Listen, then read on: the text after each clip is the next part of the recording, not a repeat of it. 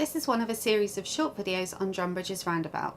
This shows the right turn from Newton Abbot to Chudleigh, also shown on the signs as Exeter. The sign on the left tells you that Exeter is the right hand lane only. Previous signs have told us that Chudleigh is the fourth exit. As we go through the traffic lights, we're watching out for the yellow box. We need to make sure we keep this clear.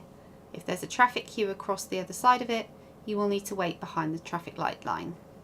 Continuing in the right hand lane as we go round, just having to stop at the lights for a moment, and continuing on in the right hand lane.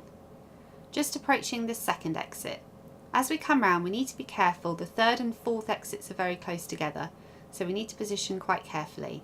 So checking particularly on the left side here as we come round, passing the third exit, so we can position into the Exeter lane. We're now in the left hand lane, ready to take the exit. It's quite common as you come round this roundabout to get stuck at least one set of traffic lights, so always pay attention to the colour of the lights as you come around.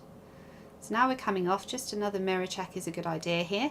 As we come onto the slip road, you'll notice that we'll be exiting in the right hand lane. That's the only option available to us. It's a good idea to try and move into the left hand lane here, just to allow any vehicles to overtake you if they wish on the slip road. And I hope you found that useful. Thanks for watching. Why not check out some of my other videos?